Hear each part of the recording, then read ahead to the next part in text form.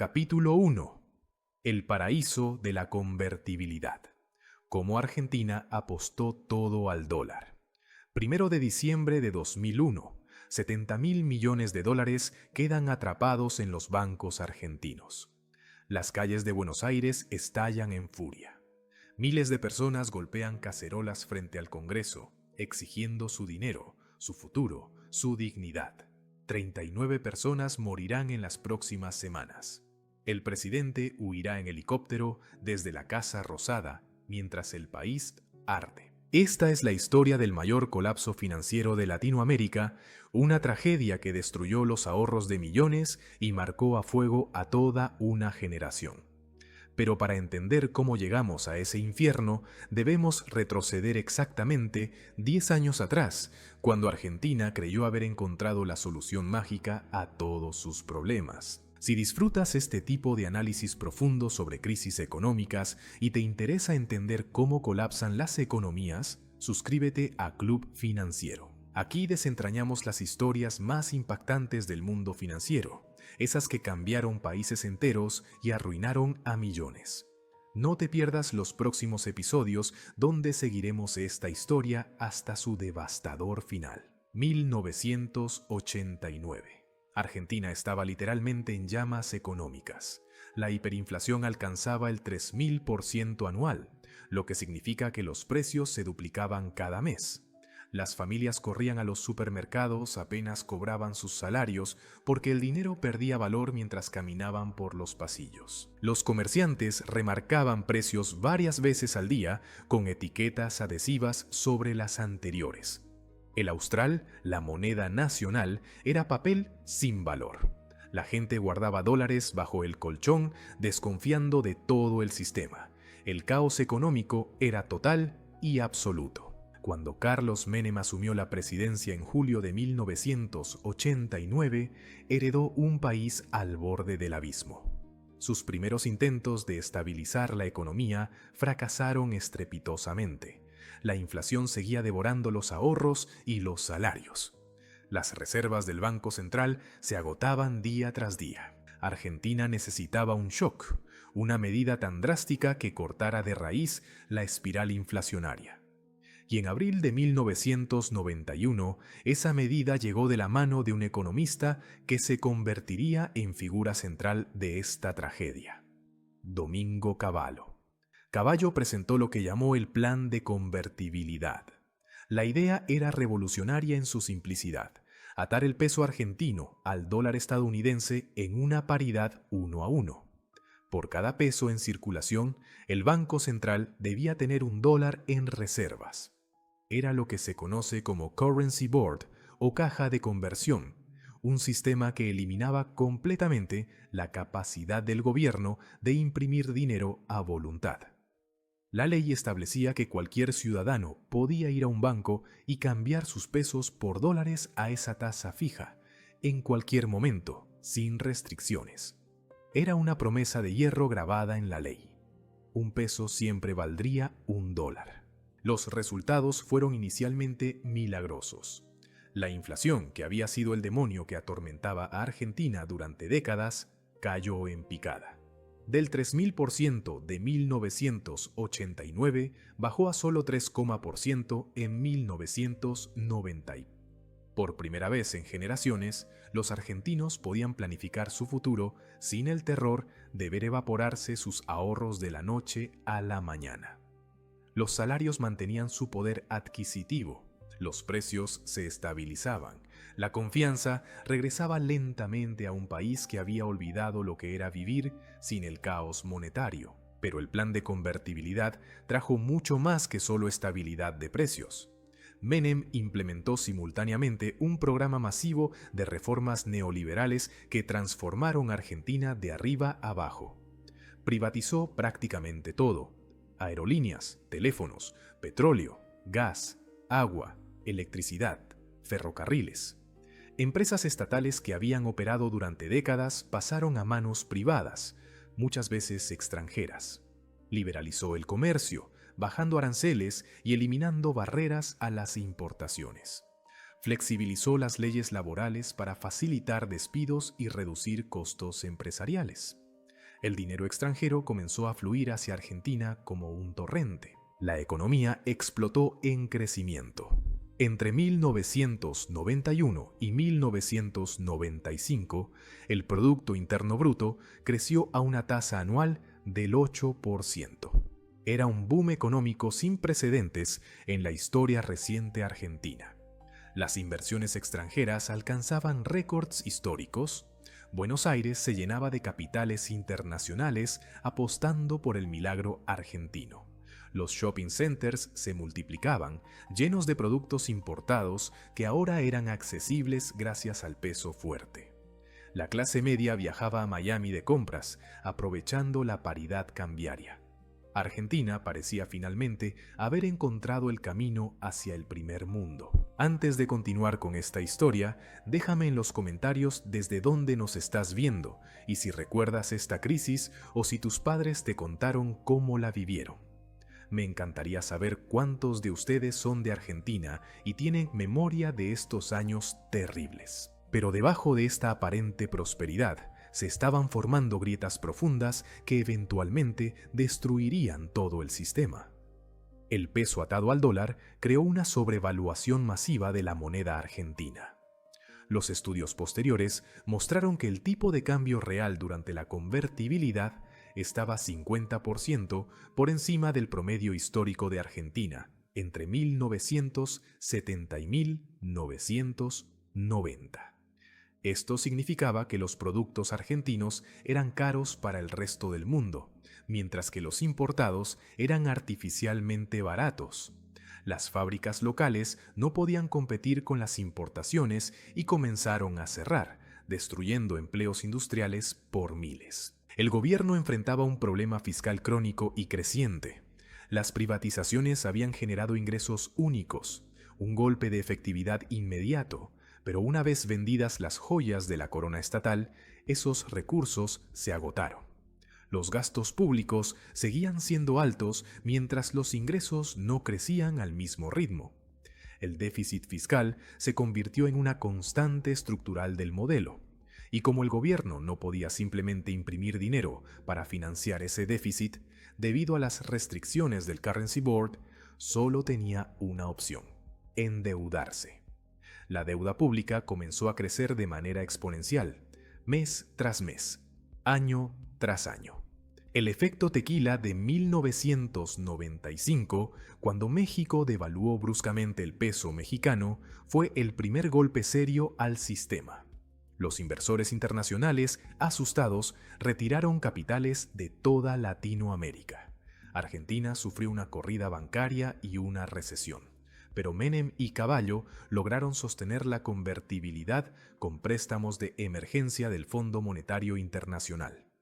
La economía se recuperó y siguió creciendo al 6% anual hasta 1998.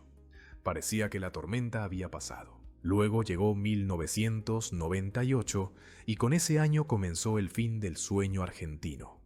Una combinación letal de factores externos golpeó simultáneamente. La crisis asiática de 1997 se extendió como un virus financiero global. Rusia declaró default en 1998, causando pánico en los mercados emergentes. Los precios internacionales de las materias primas, las principales exportaciones de Argentina, comenzaron a caer. Brasil, el principal socio comercial argentino, entró en crisis. Y para empeorar las cosas, el dólar estadounidense se fortaleció brutalmente frente a todas las monedas del mundo. Como el peso argentino estaba atado al dólar, se fortaleció junto con él. Pero Argentina no comerciaba principalmente con Estados Unidos, comerciaba con Europa y Brasil. Cuando Brasil devaluó su moneda en enero de 1999, con una depreciación nominal del 42% en solo 2 meses, los productos argentinos se volvieron imposiblemente caros para su principal mercado. Las exportaciones argentinas colapsaron. Las importaciones, artificialmente baratas por el peso sobrevaluado, inundaron el país. El déficit comercial se disparó. La economía entró en recesión en el tercer trimestre de 1998 y ya no saldría de ella. El gobierno intentó desesperadamente ajustar. Subió impuestos para reducir el déficit fiscal, recortó salarios públicos, implementó reforma tras reforma, tratando de recuperar competitividad sin poder tocar el tipo de cambio, que estaba petrificado por ley en 1 a 1. Pero cada ajuste solo profundizaba la recesión. El desempleo comenzó a subir, la pobreza aumentaba mes a mes, y lo más peligroso de todo, la gente comenzaba a dudar si el gobierno realmente podría mantener la convertibilidad para siempre. Si la economía seguía cayendo, si la deuda seguía creciendo, si las reservas seguían disminuyendo, ¿cuánto tiempo más podría sostener Argentina esta promesa de mantener un peso igual a $1? Esa duda, ese miedo creciente, sería la chispa que encendería el infierno. Porque cuando millones de personas empiezan a temer que su moneda se devaluará, todos corren simultáneamente a cambiar sus pesos por dólares. Y cuando todos corren al mismo tiempo hacia la misma puerta de salida, el sistema financiero colapsa. Argentina había construido su prosperidad sobre una apuesta gigantesca, que podría mantener su moneda atada al dólar para siempre, sin importar lo que pasara en el mundo. Era una apuesta que estaba a punto de perderse de la manera más catastrófica posible. Capítulo 2. La tormenta perfecta. Cuando las ilusiones se desmoronaron. 1998. La recesión se instaló en Argentina y simplemente no quería irse. Mes tras mes, trimestre tras trimestre, los números seguían cayendo. El Producto Interno Bruto se contraía. Las fábricas cerraban puertas. Los comercios bajaban cortinas. El desempleo trepaba del 14 al 18% en solo 2 años. Pero lo más peligroso no era la recesión en sí, sino lo que estaba comenzando a pasar en las mentes de millones de argentinos. La duda. ¿Podría el gobierno realmente mantener la convertibilidad para siempre?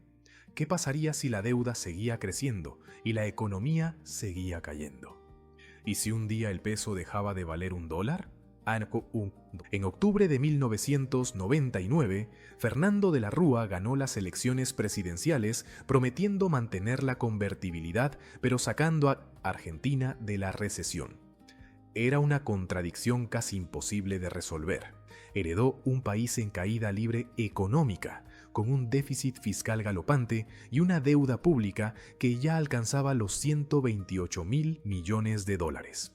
Su margen de maniobra era prácticamente nulo. No podía devaluar porque el peso estaba atado por ley al dólar. No podía bajar impuestos porque el déficit fiscal ya era insostenible. No podía estimular la economía porque no tenía dinero y el Banco Central no podía imprimir. Estaba atrapado en una caja sin salida. De la Rúa intentó lo único que quedaba, más ajuste fiscal. Subió impuestos en plena recesión, esperando aumentar la recaudación para cerrar el déficit. Fue un error catastrófico. Los impuestos más altos solo profundizaron la contracción económica, lo que significaba menos actividad, menos consumo, menos recaudación. El remedio era peor que la enfermedad. En marzo de 2000, el desempleo ya había escalado al 15%. La pobreza alcanzaba al 37% de la población. Las calles comenzaban a llenarse de protestas. Los piqueteros, desempleados desesperados que cortaban rutas exigiendo planes sociales, se volvieron parte del paisaje diario argentino. Los mercados financieros internacionales observaban con creciente alarma. El riesgo país argentino, medido por el índice MBI, comenzó a dispararse. Pasó de 400 puntos básicos en 1999 a 600 en marzo de 2000. Cada punto básico adicional significaba que Argentina debía pagar intereses más altos por su deuda. Era una espiral mortal. Más intereses significaban más déficit. Más déficit significaba más deuda. Más deuda significaba más desconfianza. Más desconfianza significaba intereses aún más altos. El país se estaba ahogando en una trampa de deuda de la cual era cada vez más difícil escapar. En marzo de 2000, con la situación empeorando, el Fondo Monetario Internacional aprobó un préstamo stand-by de $7.200 millones. Era un rescate financiero diseñado para calmar a los mercados y darle tiempo a Argentina para ordenar sus finanzas. Pero el dinero vino con condiciones severas: más ajuste fiscal, reformas laborales, recortes de gasto público. El gobierno implementó todo lo que el FMI pedía, pero la economía seguía cayendo. La recesión se profundizaba, la desconfianza crecía. El préstamo del FMI no había logrado detener la hemorragia. Enero de 2001.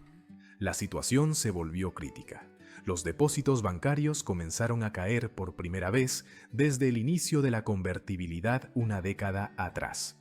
La gente estaba sacando sus ahorros de los bancos, cambiándolos por dólares y guardándolos debajo del colchón o sacándolos del país. Era el principio de una corrida bancaria en cámara lenta. Entre enero y marzo de 2001, los depósitos cayeron $2.500 millones. El sistema financiero comenzaba a perder la sangre que lo mantenía vivo: la confianza. De la Rúa cambió de ministro de Economía 3 veces en 6 meses, buscando desesperadamente alguien que pudiera resolver el acertijo imposible. Primero, José Luis Machinea renunció en marzo.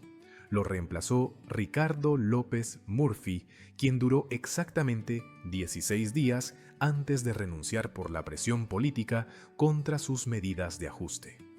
Y entonces, en un movimiento de absoluta desesperación, De la Rúa llamó de vuelta al arquitecto original de la convertibilidad, Domingo Cavallo.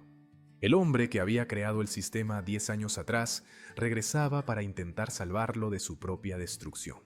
Cavallo llegó con ideas creativas, pero cada vez más erráticas. En junio de 2001 implementó el llamado factor de convergencia, un mecanismo que efectivamente devaluaba el peso para el comercio exterior en un 7%, mientras mantenía la paridad 1 a 1 para todo lo demás. Era un intento de mejorar la competitividad argentina sin romper formalmente la convertibilidad. Pero el mercado no era tonto. Esta pseudo-devaluación solo sembró más dudas sobre la sostenibilidad del sistema. Si el gobierno ya estaba haciendo malabarismos con el tipo de cambio, ¿cuánto faltaba para que abandonara completamente la convertibilidad? La verdadera jugada de Cavallo fue el megacanje de junio de 2001. Argentina enfrentaba vencimientos de deuda por $28.000 millones en los próximos 3 años que simplemente no podía pagar.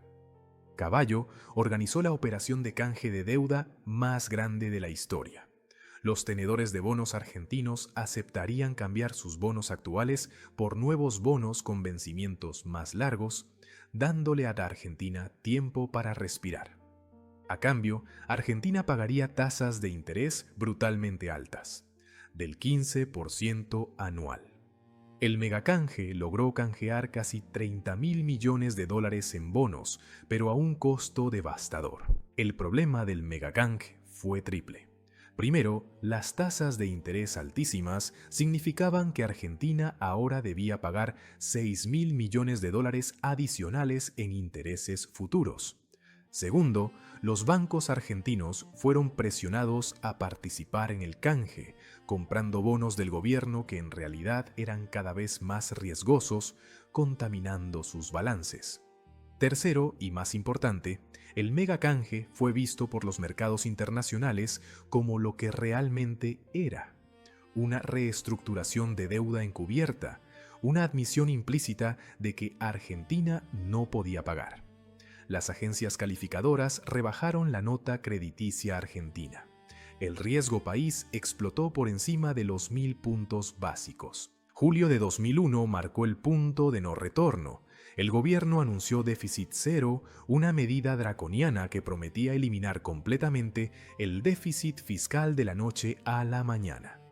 Los salarios públicos se recortaron 13%, las jubilaciones se redujeron 13%. El gasto público se guillotinó. Era un ajuste fiscal masivo en medio de la peor recesión en décadas.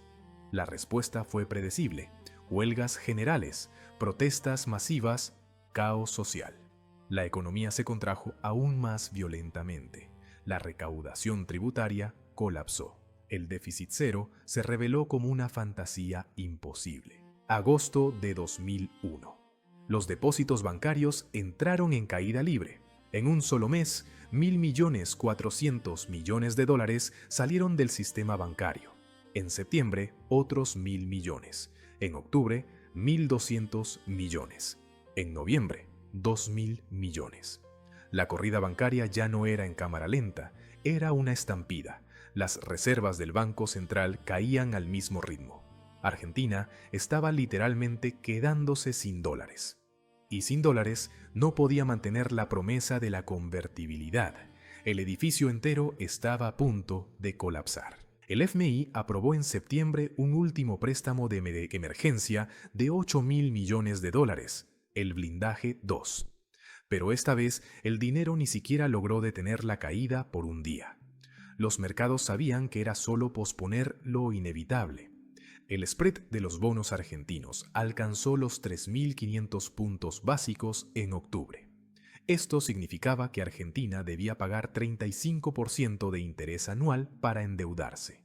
A esas tasas, cualquier nuevo préstamo era simplemente impagable. El acceso a los mercados de crédito se cerró completamente. Argentina estaba financieramente aislada del mundo. 29 de noviembre de 2001. Los bancos registraron el retiro de 1.300 millones de dólares en un solo día. Era una cifra récord, aterradora. A ese ritmo, las reservas se agotarían en semanas.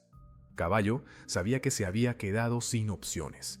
Si no hacía nada, los bancos quebrarían cuando se les acabaran los dólares para devolverle a los depositantes. La alternativa era impensable, pero inevitable. Esa noche, Caballo le presentó a De la Rúa el plan que destrozaría la confianza de toda una generación. Restricción a los retiros bancarios. El corralito estaba a punto de comenzar y con él el infierno. Capítulo 3. El corralito. El día que los argentinos perdieron sus ahorros. Sábado 1 de diciembre de 2001. Domingo Caballo convocó a una conferencia de prensa urgente transmitida por cadena nacional. Su rostro mostraba la tensión de quien está a punto de anunciar algo que sabe que destruirá su carrera y posiblemente el gobierno entero. A las 11 de la mañana pronunció las palabras que quedarían grabadas en la memoria colectiva argentina para siempre. Restricción total de retiros bancarios. A partir del lunes, ningún argentino podría sacar más de 250 pesos o dólares por semana de su cuenta bancaria. 70.000 millones de dólares en ahorros de vida quedaban atrapados detrás de las ventanillas bancarias. El corralito había comenzado. La medida era técnicamente un decreto de emergencia, el número 1570/2001, que imponía lo que Caballo llamó bancarización forzosa de la economía. En la práctica, era el reconocimiento explícito de que el sistema financiero argentino estaba al borde del colapso total. Los bancos simplemente no tenían suficientes dólares para devolverle a todos los depositantes que estaban retirando su dinero en pánico. Si no se detenían los retiros inmediatamente, el sistema bancario colapsaría en cuestión de días. Caballo argumentó que la medida era temporal, solo para calmar el pánico y evitar la catástrofe. Pero nadie le creyó. La gente entendió perfectamente lo que significaba. Sus ahorros estaban confiscados por un gobierno desesperado. El fin de semana del 1 y 2 de diciembre fue de pánico absoluto. Las familias argentinas intentaban conseguir efectivo por cualquier medio. Los cajeros automáticos fueron vaciados en horas. Las tarjetas de crédito se usaban para comprar cualquier cosa que pudiera revenderse luego por efectivo. Los supermercados se llenaron de gente comprando productos básicos, temiendo que sin acceso a su dinero no podrían alimentar a sus familias. Era el principio del fin, y todos lo sabían. 40,8% de los trabajadores argentinos estaban en la economía informal en ese momento, cobrando en efectivo sin tarjetas ni cuentas bancarias. Para ellos, el corralito era una sentencia de muerte económica inmediata. Lunes 3 de diciembre. Los bancos abrieron sus puertas bajo el nuevo régimen de restricciones. Las escenas fueron dantescas. Miles de personas se agolpaban en las sucursales bancarias, muchos que habían hecho fila desde las 5 de la mañana. Gritaban, lloraban, suplicaban a los empleados bancarios que les devolvieran su dinero. Una mujer de 60 años golpeaba con sus puños la ventanilla de vidrio blindado, exigiendo los ahorros de toda su vida para pagar la operación de su marido. Un comerciante explicaba desesperado que necesitaba pagar a sus proveedores o quebraría en días. Los empleados bancarios, muchos de ellos también víctimas del corralito, solo podían negar con la cabeza. Las reglas eran las reglas, 250 por semana, ni un peso más. Pero el verdadero caos comenzó esa misma noche. Las primeras cacerolazo estallaron espontáneamente en barrios de clase media de Buenos Aires. Familias enteras salieron a sus balcones y ventanas golpeando ollas y cacerolas, generando un estruendo metálico que resonaba por las calles. Era un grito primitivo de furia impotente. El ruido se extendió cuadra tras cuadra, barrio tras barrio. No había organización, no había líderes, no había consignas políticas. Solo miles de personas furiosas haciendo sonar sus cacerolas en protesta contra un gobierno que les había robado sus ahorros. El cacerolazo se convertiría en el símbolo sonoro de la crisis, un estruendo que perseguiría a toda la clase política argentina. Los días siguientes vieron la situación deteriorarse exponencialmente. Los comercios comenzaron a cerrar porque no podían cobrar ni pagar a sus empleados. Los trabajadores informales quedaron sin forma de recibir sus salarios o cobrar por sus servicios. Las transacciones económicas básicas de la vida diaria se volvieron imposibles. Surgió rápidamente un mercado negro de efectivo, donde la gente pagaba primas del 10 o 15% para conseguir billetes físicos. Aparecieron sistemas de trueque en todo el país, con personas intercambiando bienes directamente porque no tenían acceso a dinero. La economía argentina estaba desintegrándose en tiempo real. 13 de diciembre. Las dos principales centrales sindicales, la CGT y la CTA, convocaron a huelga general. Millones de trabajadores pararon en todo el país. El transporte público se detuvo. Las fábricas cerraron. Las escuelas no abrieron. Era una parálisis total, pero simultáneamente comenzó algo mucho más peligroso: los saqueos. En el conurbano bonaerense, en Rosario, en Córdoba, en decenas de ciudades, grupos de personas desesperadas comenzaron a atacar supermercados. Rompían las vidrieras, se llevaban alimentos, electrodomésticos, lo que pudieran cargar. No eran delincuentes profesionales, eran familias hambrientas que habían perdido acceso a sus ahorros y no podían comprar comida.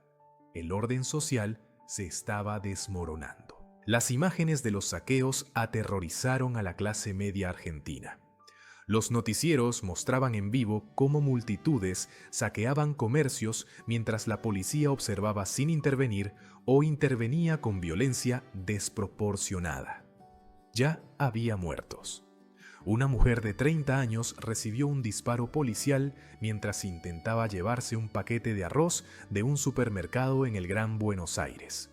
Un hombre de 53 años murió aplastado en una estampida en un saqueo en Rosario. La violencia escalaba hora tras hora. El gobierno de la Rúa parecía completamente sobrepasado, incapaz de controlar el caos que había desatado con el corralito. 19 de diciembre por la noche. De la Rúa apareció en televisión por cadena nacional con un anuncio que terminaría de encender el polvorín. Con voz temblorosa leyó un decreto declarando el estado de sitio en todo el territorio nacional. Suspendía las garantías constitucionales. Daba poderes extraordinarios a las fuerzas de seguridad para reprimir manifestaciones. Era una medida que la Constitución reservaba exclusivamente al Congreso cuando estaba en sesiones, pero de la Rúa la tomó por decreto presidencial, violando la Carta Magna. Terminó su discurso pidiendo calma y comprensión. No tuvo ni una cosa ni la otra. La reacción fue instantánea y explosiva. Antes de que De la Rúa terminara de hablar, el estruendo de las cacerolas comenzó a resonar por toda Buenos Aires. Pero esta vez no se quedaron en sus casas. Miles, decenas de miles de personas salieron a las calles, confluían hacia el centro, hacia Plaza de Mayo, hacia la Casa Rosada. Llevaban sus cacerolas, sus banderas argentinas, su furia acumulada. Gritaban una consigna que se volvería el lema de toda la crisis: que se vayan todos. No De la Rúa solamente, todos, todo el sistema político que los había traicionado. La multitud crecía minuto a minuto. Para la medianoche, Plaza de Mayo era un mar de gente. La orden de reprimir llegó cerca de las 2 de la mañana del 20 de diciembre. La Policía Federal y la Gendarmería cargaron contra los manifestantes con gases lacrimógenos, balas de goma y munición real. Las escenas fueron de guerra urbana, manifestantes corriendo mientras los gases los ahogaban, disparos resonando entre los edificios del centro porteño, personas cayendo heridas en el pavimento. Los hospitales se llenaron de heridos con impactos de bala, traumatismos, intoxicaciones por gases. Y comenzó el recuento de muertos. 5 cayeron esa madrugada en Plaza de Mayo. 3 más en protestas simultáneas en el conurbano. Las cifras seguirían aumentando. El día 20 de diciembre amaneció con Buenos Aires en estado de guerra, pero los manifestantes no se habían ido. Más y más gente salía a las calles desafiando el estado de sitio y la represión. A las 8 de la mañana, Domingo Cavallo renunció. Su renuncia fue aceptada a las 3 de la madrugada, pero la hizo pública por la mañana. El arquitecto del Corralito huía del gobierno mientras el país ardía. Pero su renuncia no calmó nada. La multitud no quería solo a Cavallo, querían a De la Rúa. Querían que se fueran todos. Mediante de la tarde del 20, la situación era insostenible. Los enfrentamientos continuaban en las calles. El número de muertos había llegado a 27. La Casa Rosada estaba rodeada por miles de manifestantes que exigían la renuncia presidencial. Los ministros abandonaban uno tras otro al gobierno. Los gobernadores provinciales le retiraban su apoyo. De la Rúa estaba completamente aislado, sin poder político, sin legitimidad, sin forma de gobernar. A las 7:37 de la tarde presentó su renuncia ante el Congreso. Minutos después, un helicóptero de la Prefectura Naval se posó en el helipuerto de la Casa Rosada. De la Rúa y su familia subieron y despegaron mientras la multitud los observaba y festejaba. Las escenas del helicóptero presidencial elevándose sobre Plaza de Mayo, con miles de manifestantes abajo, se convirtieron en la imagen icónica del colapso argentino. Era la huida en helicóptero más famosa de la historia latinoamericana desde la caída de Saigón. Pero a diferencia de Vietnam, esto no era una guerra contra un invasor externo, era un país que se estaba devorando a sí mismo. El saldo final de los días 19 y 20 sería de 39 muertos y cientos de heridos.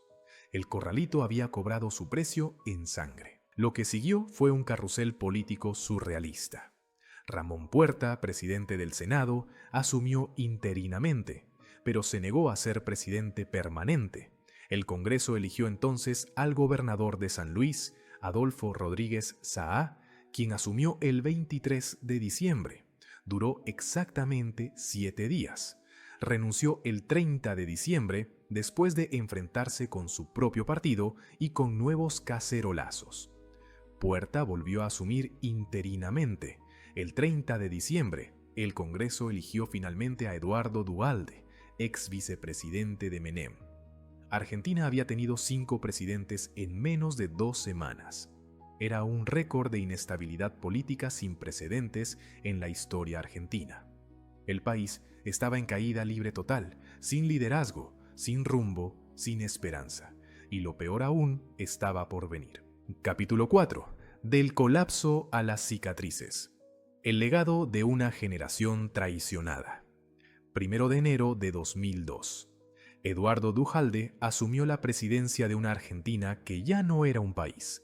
sino los escombros humeantes de lo que alguna vez había sido un país. El corralito seguía vigente. Los bancos permanecían cerrados por las fiestas, pero eso no importaba porque nadie confiaba en ellos de todas formas.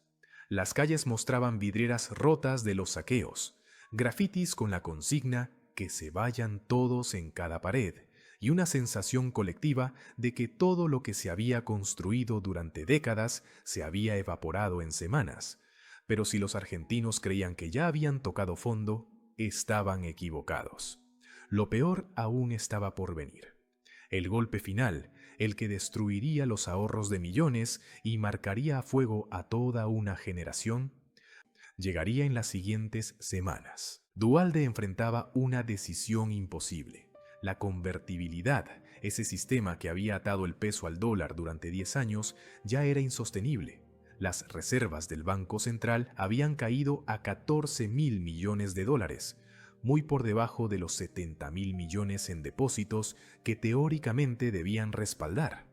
Mantener la paridad 1 a 1 era matemáticamente imposible, pero abandonarla significaba admitir que la promesa grabada en la ley desde 1991 había sido una mentira. Significaba devaluar. Y devaluar significaba que todos los que tenían ahorros en pesos verían evaporarse su valor de la noche a la mañana. El 6 de enero de 2002, Duhalde anunció lo inevitable: el fin de la convertibilidad. La Ley de Emergencia Pública y Reforma del Régimen Cambiario terminó con el sistema que había definido la economía argentina durante una década. El peso ya no estaría atado al dólar. Flotaría libremente, o más bien, caería libremente.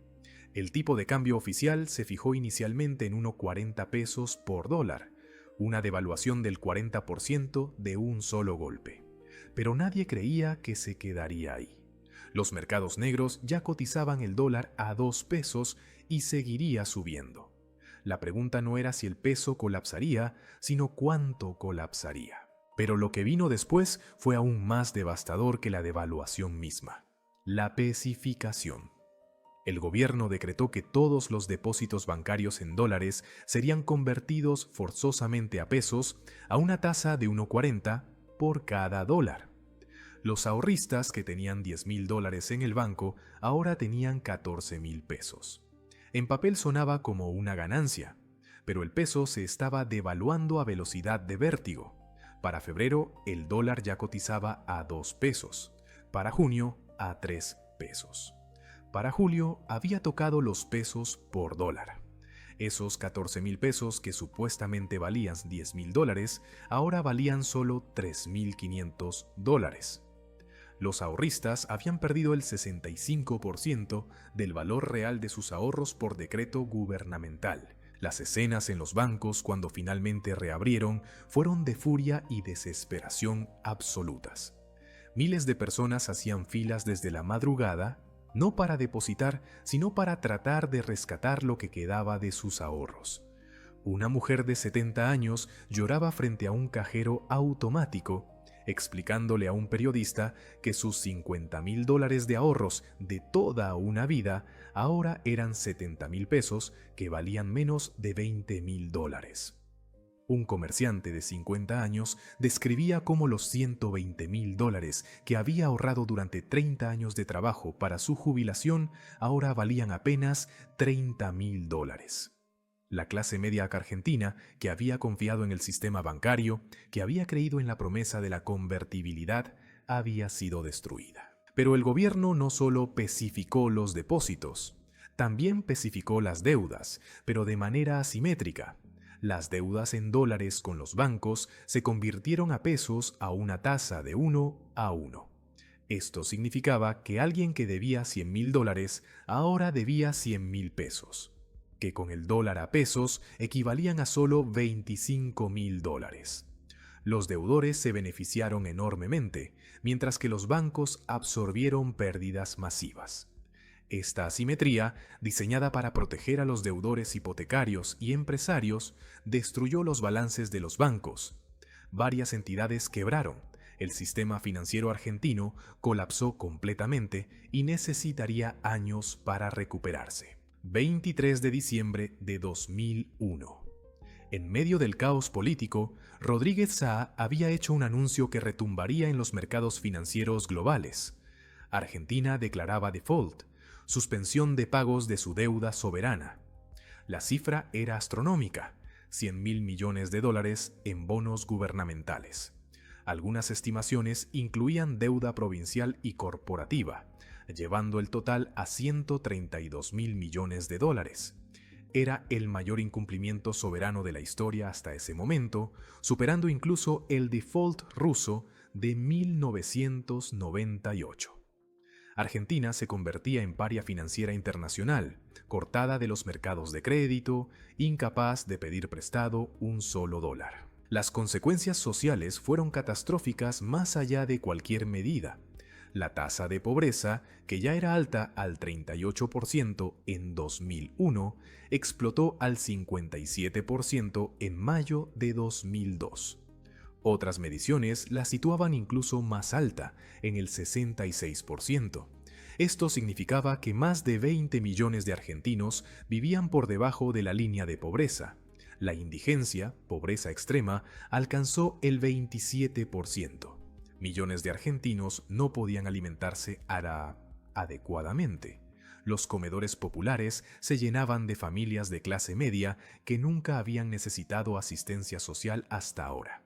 El desempleo alcanzó el 25% en mayo de 2002, el nivel más alto de la historia argentina registrada. 1 de cada trabajadores estaba sin empleo. Si se incluía el subempleo y el empleo precario, la cifra superaba el 40%. Las empresas quebraban por miles, las fábricas cerraban permanentemente. El Producto Interno Bruto se contrajo 11% solo en 2002. La economía argentina no se estaba contrayendo, se estaba desintegrando. Era una depresión económica comparable en escala a la Gran Depresión estadounidense de 1930. La clase media argentina, que había sido el orgullo del país, fue devastada como nunca antes en la historia. Familias que habían vivido confortablemente durante décadas se encontraban haciendo fila en comedores sociales. Profesionales universitarios vendían empanadas en la calle o recogían cartón para sobrevivir. Miles de argentinos vendían sus pertenencias en mercados improvisados. Los que tenían pasaportes europeos o ahorros suficientes para comprar pasajes emigraban masivamente a España, Italia, Estados Unidos. Se estima que entre 200.000 y 400.000 argentinos dejaron el país entre 2001 y 2005, en una nueva diáspora de talentos y juventud. La respuesta legal fue masiva. Más de 200.000 argentinos presentaron demandas judiciales contra el gobierno y los bancos por la pacificación forzosa de sus depósitos. Argumentaban que era una confiscación inconstitucional, una violación del derecho de propiedad. Los tribunales argentinos les dieron la razón en muchos casos, ordenando al gobierno devolver los dólares originales. Pero el gobierno simplemente no tenía los dólares para pagar todas esas sentencias. Las demandas se acumularon durante años. Algunas se resolvieron eventualmente con acuerdos parciales. Muchas nunca se resolvieron. El sistema judicial quedó colapsado con litigios relacionados con el corralito durante más de una década. La recuperación comenzó lentamente a partir de 2003. El peso devaluado hizo que las exportaciones argentinas fueran competitivas nuevamente. Los precios internacionales de la soja, el trigo y la carne subieron dramáticamente durante la primera década del 2000, beneficiando a Argentina. El turismo explotó porque Argentina era baratísima para extranjeros. La economía comenzó a crecer. El desempleo bajó gradualmente. La pobreza comenzó a reducirse. En 2003, el PIB creció 8,8%. En 2000, 9%. En 2005, 9,2%. Era un rebote económico espectacular después del colapso total, pero las cicatrices nunca sanaron. La generación que vivió el corralito y la pacificación nunca volvió a confiar en el sistema bancario argentino. Las tasas de bancarización, la proporción de la población que usa bancos, permanecieron deprimidas durante años. Los argentinos prefirieron guardar dólares físicos en sus casas bajo el colchón, en cajas de seguridad privadas. La demanda de dólares en efectivo se volvió estructural en la economía argentina. Cada vez que había inestabilidad económica o política, los argentinos corrían a comprar dólares y sacarlos del sistema bancario. El trauma del corralito creó un comportamiento defensivo permanente. Esa desconfianza explica muchas de las distorsiones de la economía argentina moderna. Explica por qué el mercado negro de dólares persiste décadas después. Explica por qué los controles cambiarios son tan difíciles de mantener, porque la gente siempre encuentra formas de acceder a dólares. Explica por qué las criptomonedas tuvieron adopción masiva en Argentina antes que en casi cualquier otro país, porque los argentinos buscan desesperadamente cualquier refugio de valor que no sea el peso y que el gobierno no pueda confiscar. Explica por qué cada crisis económica en Argentina, y ha habido varias desde 2002, genera pánico inmediato y retiros masivos de depósitos. El fantasma del corralito persigue a Argentina hasta hoy. La crisis del corralito argentino fue más que un colapso económico. Fue la destrucción de un contrato social fundamental entre el Estado y sus ciudadanos. Fue la traición definitiva de un gobierno que le prometió a su pueblo que un peso siempre valdría $1. Y luego cambió las reglas del juego cuando ya era demasiado tarde para que la gente protegiera sus ahorros. Fue una lección brutal sobre los peligros de los sistemas cambiarios rígidos, sobre las consecuencias del endeudamiento insostenible, sobre lo que sucede cuando los gobiernos priorizan la estabilidad del sistema financiero sobre la protección de los ahorristas individuales. Argentina pagó por esas lecciones con 39 vidas, millones de familias empobrecidas y un trauma generacional que nunca ha sanado completamente. Si esta historia te impactó tanto como a nosotros al investigarla y narrarla, suscríbete a Club Financiero. Necesitamos seguir contando estas historias, estos colapsos económicos que cambiaron países enteros, para que las nuevas generaciones entiendan cómo las malas decisiones políticas y económicas pueden destruir la vida de millones. No dejes que estas lecciones se olviden. La historia tiene tendencia a repetirse, especialmente cuando dejamos de prestarle atención.